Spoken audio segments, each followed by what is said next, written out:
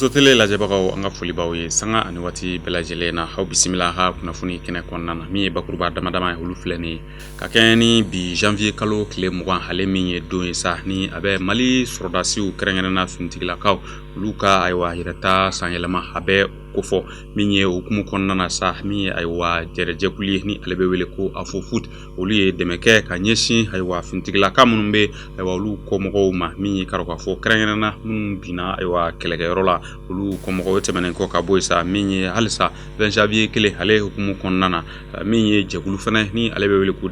debout sur les remparts olu fɛnɛ ye laɲini kɛ min ye Faransi a kɛlɛkɛcɛw olu ka se ka taa ka bɔ Mali dugukolo kan min ye halisa Mali yɛrɛ kɔnɔna ye sa coronavirus ale kunkan kibaruya la min ye gouvernement ye ale bɛ ka fɛɛrɛ sigi sen kan ayiwa walasa gatigi caman olu bɛ se ka ayiwa nafolomugu sɔrɔ u ka nɛgɛjuru baranin na cogoya min na k'u ka musakaw ɲɛnabɔ min ye ayiwa 20 janvier ni ale ye don kɛrɛnkɛrɛnnen o bɛ Mali finitigilakaw u ka yɛrɛta ko fɔ kɛrɛnkɛrɛnnenya la Mali sɔrɔdasiw ayiwa o don kɛrɛnkɛrɛnnen min sugantila k'a yira k'a fɔ o ye olu ka yɛrɛta don ye sa ni 20 janvier kɔni sera a bɛ ma hakilila jigin o la ayiwa association foot orphelin k'a k'a fɔ olu ye ayiwa laɲini kɛ ka dɛmɛ kɛ ka ɲɛsin ayiwa finitigilaka minnu ni olu tora kɛlɛkɛyɔrɔ olu kɔmɔgɔ minnu bɛ yen ka ɲɛsin o ma musotele ye wulikajɔ kɛ min sɔrɔla ka na o la Awa Jabate ale ni Mali Jawara fɛ an ka jɛ k'o lajɛ ka kɛɲɛ ni bi 20 janvier ye n'o ye an ka finitigilakaw ka yɛrɛma hɔrɔnya tali ye san 60 association OFAFUT ye dɛmɛ kɛ ka ɲɛsin finitigiw minnu tanyara fasoko la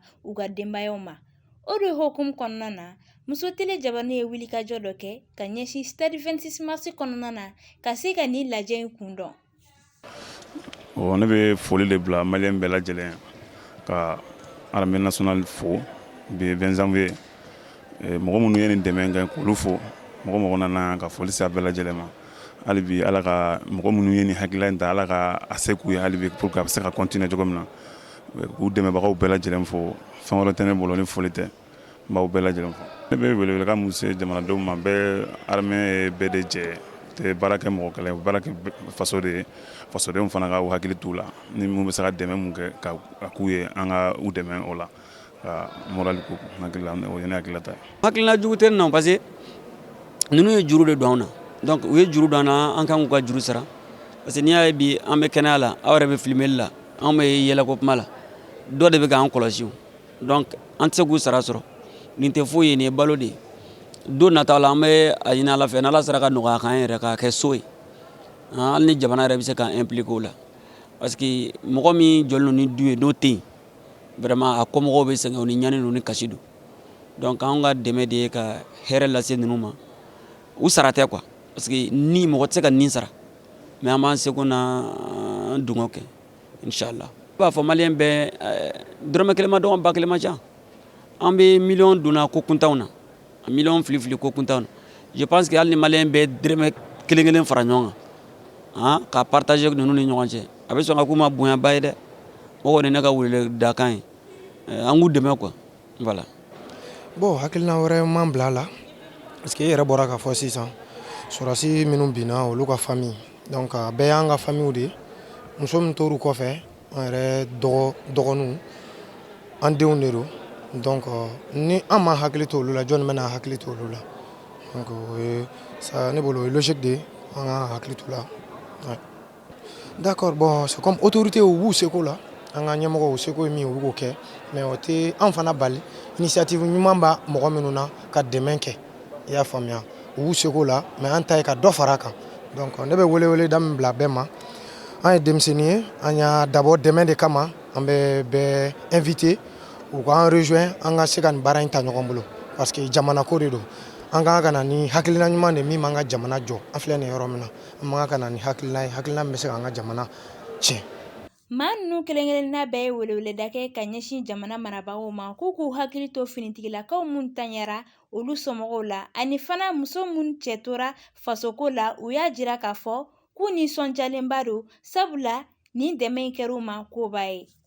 o tɛmɛnen kɔ ka bɔ halisa 20 janvier ale hukumu kɔnɔna na min bɛ aywa maaw hakili la jigi fintigilakaw la Mali sɔrɔdasiw min ye jɛrɛjɛkulu ye sa ni olu tɔgɔ ye a ko debout sur les remparts olu sigina ka miirikɛ ka tasibila kɛ ka yira k'a fɔ min ye Faransi yɛrɛ hakɛlɛkɛcɛw kabiri olu bɛ Mali dugukolo kan san 2012 min kɔni ye ferekɛ ɲami o bɛ kow la olu ka hakilila ye min o de ye k'a fɔ min ye Faransi ka kɛlɛkɛcɛw olu ka taa ka bɔ aywa Mali a dugukolo fan bɛɛ lajɛlen kan min ye o ɲɔlajɛrɛ kɛnɛ o sigira aywa boulevard de l'indépendance la bi arabado ka kɛ ni nɛgɛ kaɲɛ 14 waati min sɔrɔla ka na o la Umu Sakɔ ale ni Araba Keita fɛ an ka jɛ k'o lajɛ.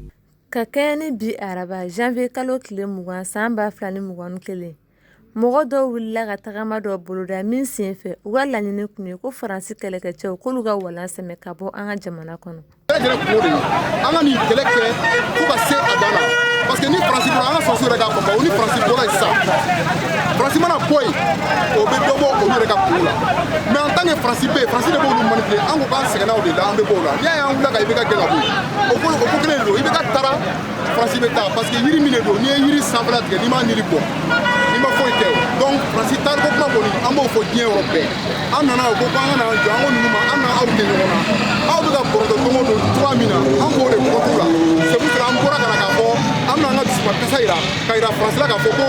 Faransi bɛ taa bi a bɛ taa sini u k'a bila u kunna ko Algérie Faransi bɔ u ka jamana kɔnɔ cogo min na Maliyɛnw fana sigila an bɛ Faransi bɔ ten u ye bi taa autorisé o Faransi bɛ taa u ma autorisé o Faransi bɛ taa parce que IBK ta kɛra tan a daminɛna tan de an bɛ taa ni ɲɔgɔn ye don dɔ an bɛ taa ni ɲɔgɔn ye don dɔ finalement mɔgɔ minnu tun bɛ so n'u m'a faamu olu nana fɔ k'a fɔ vraiment ko nin ye kɛlɛ min ye ko kɛlɛ laban ta de don nin fana y'o kelen de ye o de la n y'a fɔ bɛɛ ye emisɛnni mɔgɔ n bɛ se ka mɔgɔ mɔgɔ lasɔrɔ n ko a ye bɔ a kana fara ninnu kan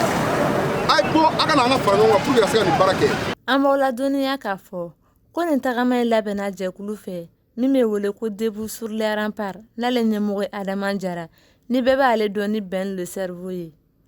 An ka sɛgɛsɛgɛliw senfɛ an ladɔnniyara k'a fɔ ko nin tagama in kun ma yamaruya an ka jamana faamaw fɛ ka bɛn ni coronavirus bana kow ye. O n'a ta bɛɛ mɔgɔ dɔw wulila ka t'u ka dusumankasi jira. Nin tagama in tɔ labanna ni gazi fili min bɔra an ka finitigiw fan fɛ. O tɛmɛnen ka bɔ yen Mali kɔnɔna na coronavirus ale hukumu kɔnɔna na min ye Mali yɛrɛ gouvernement olu bɛ ka fɛɛrɛ sigi sen kan ayiwa ka se ka nafolomugu lase min ye ayiwa guwatigiw ma ayiwa min kɔni k'a dɔn k'a fɔ minnu ka sɔrɔ ma labɔli kɛ.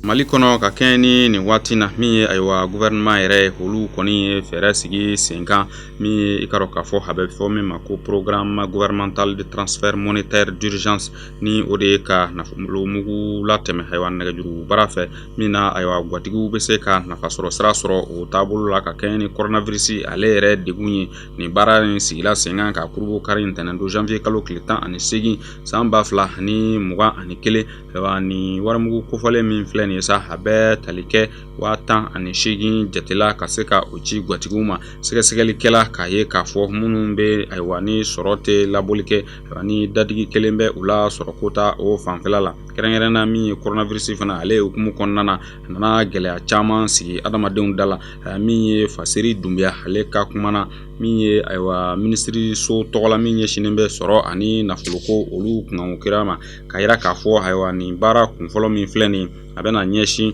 guwa 352 ani 109 de ma ka nafolomugu kunfɔlɔ ninnu ci olu ma min ye ayiwa guwa 1,000,000 o de jate bɔlen don ka bila fɔlɔ ni nafolomugu kisa yɛrɛ ayiwa min kan ka taa nin ko da fɛ a bɛ bɛn sefa wari miliyari 100 ma min ye ayiwa nafolomugu in yɛrɛ sa gouvernement kɛlen bɛ k'a bila bolo min kan o de ye k'a dɔn k'a fɔ jɛkulu ye ni o ye jigisɛmɛ yiri olu ka baara taabolo ye ayiwa baara in kɔni olu de bɛna a ja latigɛ Mali kɔnɔ ayiwa min ye halisa 20 janvier ale hukumu kɔnɔna na Faransi jamana ɲɛma Emmanuel Macron ale kumana ayiwa min ye duwawudon ye ka ɲɛsin Mali kɛlɛkɛcɛw ma Emmanuel Macron ale a ka foli lase Mali kɛlɛkɛcɛw ma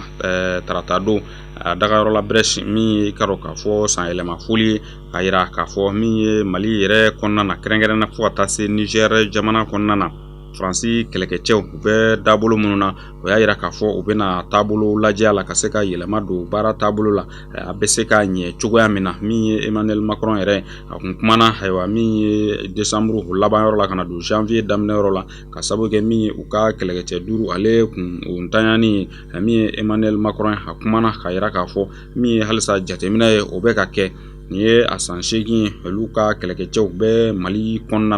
na min na u bɛ ka jaabi min di olu yɛrɛ bɛ ka jateminɛ kɛ o la min ye waati a n'a nataw ye halisa u bɛ k'a lajɛ ayiwa min na baara a bɛ se ka ɲɛ cogoya min na yɛlɛma minnu kan ka don a la fiɲɛ minnu kan bɛɛ a la olu bɛ se ka lajɛ cogoya min na min ye barika ni maaw ye sa min ye cɛ 600 ye olu kun jatela waati tɛmɛnenw na ayiwa min ye waati ani a nataw la ani fɛɛrɛ minnu sigira sen kan kɛrɛnkɛrɛnnenya ayiwa jɛkulu min bɛ ni a bɛ fɔ o ma ko opération Takuba ni o fana ye kɛlɛkɛcɛ wɛrɛw ye minnu ni olu bɛna bila Mali ale ka bolo kan min ye k'a dɔn k'a fɔ ayiwa farajɛla jamana caman olu fana ka mɔgɔw bɛ o la nin baara bɛɛ lajɛlen bɛ ka sigi sen kan walasa halisa Bamaji wale tigilamaw ka se ka olu kɛlɛ min ye kunnafoni kuncɛla ayiwa Cameroun ale jamana kɔnɔ nin waati in na ntolaci min bɛ ka kɛ ni o ye CHAN ye 2021 min ye i ka dɔn k'a fɔ Mali jamana ale kan ka se ka a ka kuru sɔrɔ ka tɛmɛ ka taa sebaya kɛnɛ kan ni ntolaci min ni a kɛnɛ sigila Cameroun ka bɔ janvier kalo tile 16 la ka taa février kalo tile 7 la min ye Cameroun ale ni Mali yɛrɛ olu minnu bɛ ayiwa bakuruba fɔlɔw kɔnɔna na olu ka sebaya fɔlɔw sɔrɔ kɛrɛnkɛrɛnnenya la ayiwa Cameroun ale sera Zimbabwe la 1-0 min ye Mali ye sa ale ye Burkina Faso bugɔ 1-0 u ka ntolaci kun fɔlɔw la min ye a kun filananw ye sa ni araba in na sa Mali ale ni ka dɔn k'a fɔ Cameroun ka taa se ayiwa Zimbabwe ni Burkina Faso ma min ye nin bakuruba fɔlɔ in yɛrɛla k'a fɔ Mali ale min jatelen bɛ ani Cameroun k'a fɔ olu kɔni ye a ŋanaminɛŋanaw ye min ye juruma to olu la kabi kulo in kɔni a daminɛna fo kana se nin waati ma min ye ayiwa halisa Jigi Jara ale min ye Mali ntolacilaw k'u ka ɲɛmaa ye ale ni a ka cɛdenw kɔni u bɛ se k'u cɛsiri n'u ye sebaya sɔrɔ Cameroun kan wali kelen ni Burkina ale ni Zimbabwe ta kɛra filani bi u bɛ se ka ayiwa fɛɛrɛ sɔrɔ ka na kɛnɛ kan a bɛ fɔ min ma ko quart de finale muso tele kanubagaw an ka bi kunnafoni a bɛ dan nin yɔrɔ la an b'a fɔ ka waleɲuman dɔn an b'a fɔ aw ye a k'an bɛn waati wɛrɛ inshallah